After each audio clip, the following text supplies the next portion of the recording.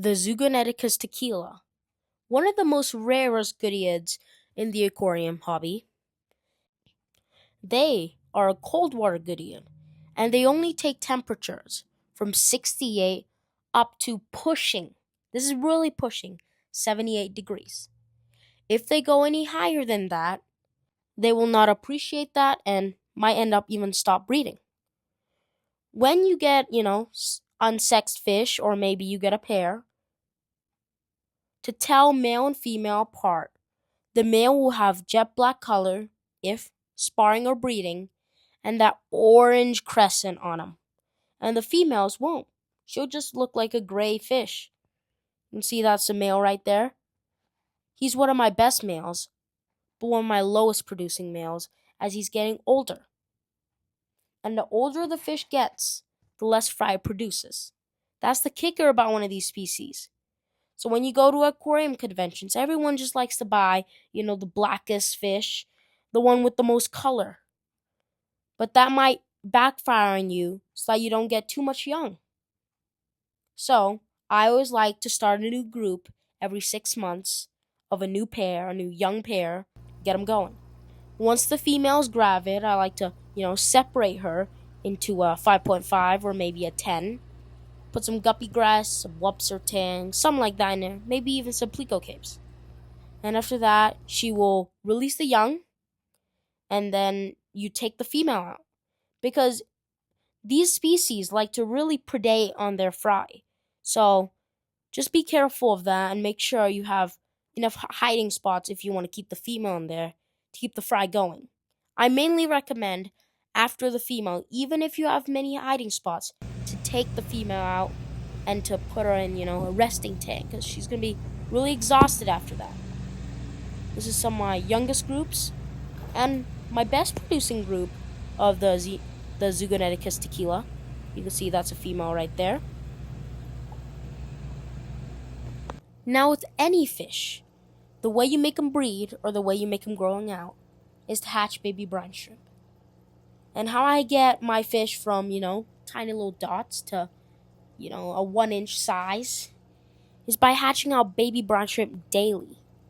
Maybe I don't have time for every day, but maybe I can hatch a big batch, freeze the baby brine, and then feed them in cubes. So, there's always some room. And I always like to feed them brine shrimp because it's a high protein source.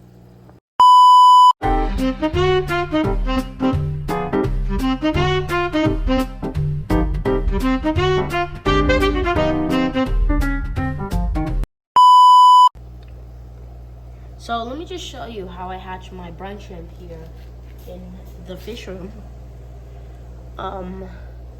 We do have brine shrimp salt, and then we have brine shrimp eggs.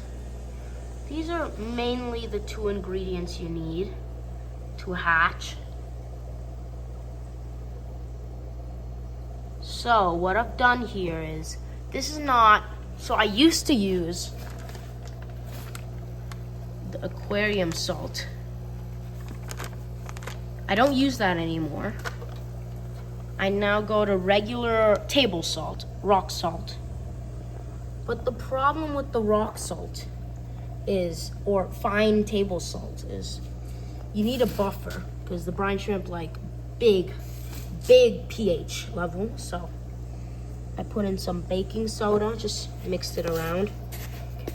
Sometimes I try and mix it around before I use it because I might just end up with too much baking soda.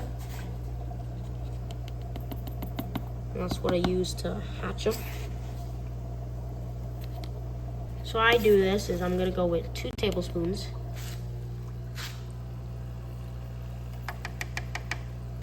of the salt. I like to go above because too much salt cannot hurt, but too little can hurt. Go a tiny bit more.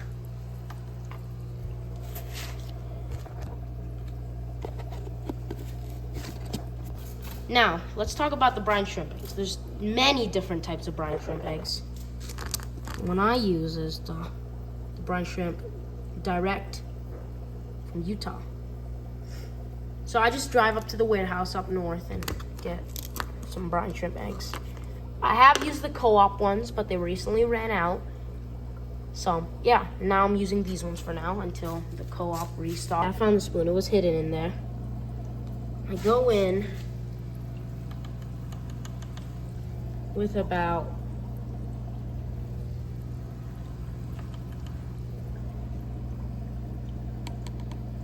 not much. Like 2 tablespoons and a half. Why do I hatch that much? Because I do run a service locally that I hatch brine shrimp out for people. So I always like to make a little extra to give out, sell, because there's some people that, want some hatched out brine shrimp.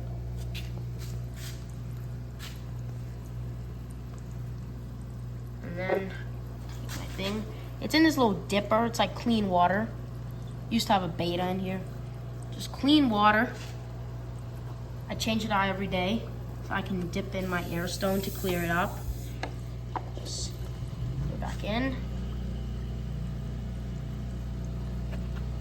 I'll do it.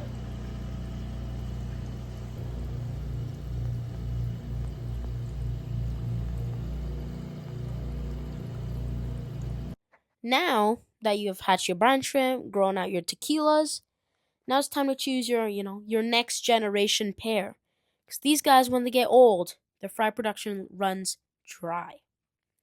So in choosing a new pair, what I like to do is I need to find a good young male with that bright orange. I'm not looking for the black yet, just that bright orange tail to know it's a male, and a big female, a big female. I need a really nice big female. Maybe, you want to selectively breed for some female traits that will help the female look a bit more attractive. So, to the eye of the people. So, you pick your female, male. I put them in a 5.5. Just a pair. Put some plants in there. Let them do their thing. Feed them brine shrimp every day. And that's honestly how I breed them, and that's the process. Live bearers are pretty, self-explanatory until the females get gravid, and then it gets a bit tricky to separate, to maintain. That's where the kicker about live bearers is people think it's just put them in a tank, they breed for you. But some of these goodieads, they take a lot more effort than that.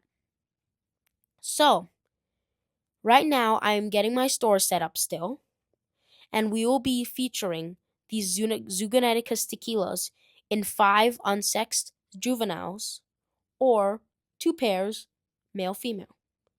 More can be requested, but I'll start to figure that out, and I will make a video talking about, the details, shipping and stuff coming out soon. I also keep some cold green dragons in some of these tanks cuz I'm not trying to sell the green dragons that don't look too nice, but will be good there to eat some algae off there as like. So you've made it to almost the end of the video. You might have cheated your way here by scrolling, but And I have a couple points. The most important points you have to remember when keeping a rare fish like the Zoogoneticus Tequila. I like to keep them in cold waters, good water conditions, species only, and when you breed, don't forget to separate the female. They don't do too well in breeder boxes, and they're a really cool fish to keep. Watch out for those behaviors, because they're really fascinating to watch. Thank you so much for watching this video. You've made it this far, and I really appreciate you sticking around. Do me a favor, and if you're not already subscribed, hit that subscribe button so we can get the word out for endangered, exotic, and rare fish such as the Wobbin mustard pleco, the Zoogoneticus tequila, and others. Thank you, and take care.